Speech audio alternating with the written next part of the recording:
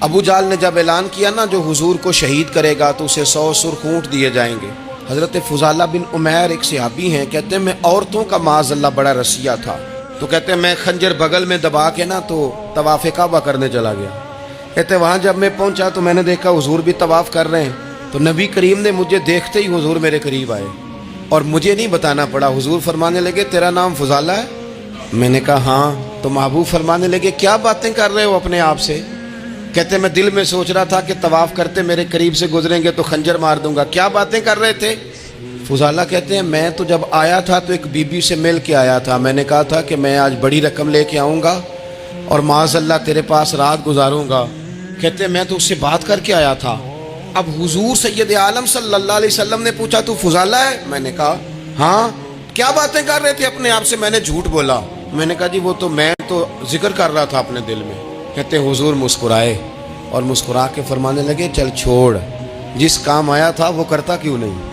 میں جو تیرے سامنے کھڑا ہوں تو کرنا، خیال آیا مسلمان نیک و بد پہچان جاتے ہیں اور آقا آدمی کے دل کی باتیں جان جاتے ہیں، کرنا وہ کام۔ تو فضالہ کہتے ہیں کہ میں کانپ گیا، میرے ہاتھ سے وہ خنجر گر گیا، حضور نے میرے سینے پہ ہاتھ پھیرا، اس طرح پھیرا کہ زندگی میں اتنا سکون کبھی نہیں ملا، میں قرار محسوس کرنے لگا۔ کہتے ہیں حضور فرمانے لگے کیا وہ وقت نہیں آیا کہ تو کلمہ پڑھ جائے؟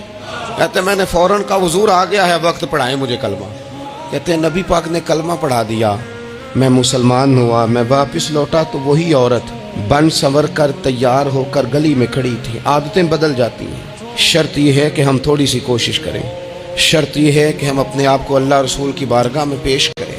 ہمیں سب سے زیادہ تکلیف میں ہماری اپنی عادات نے ڈالا ہے، ہماری اپنی خواہشات نفس نے ہمیں زیادہ آزمائشوں میں ڈالا ہے۔ کہتے ہیں وہ عورت بن سنور کے کھڑی تھی، جب میں واپس لوٹا تو پہلے میں اس کے پیچھے بھاگتا تھا، اب میں اس کے قریب سے گزر گیا تو اس نے آواز دی تو فضالہ نہیں؟ کہتے ہیں میری جھکی ہوئی گردن، میں سر نہیں اٹھاتا، مجھے کہنے لگی تو وہ نہیں ہے جو فضالہ ہے؟ میں نے کہا ہوں میں فضالہ، پر وہ والا نہیں جو تجھے ملا کرتا تھا۔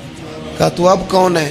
کہنے لگے میرا ٹائٹل بدل گیا ہے، میرا تعارف بدل گیا ہے، اب میں رسول کائنات کا غلام ہو گیا ہوں، اب لوگ مجھے مسلمان کہتے ہیں، اب میری نگاہوں میں جچتا نہیں کوئی، جیسے میرے محبوب ہیں ایسا نہیں کوئی۔ کہتے ہیں بدل گئی عادت، میں وہی ہوں پر میرا لہجہ میرا مزاج ہی بدل گیا۔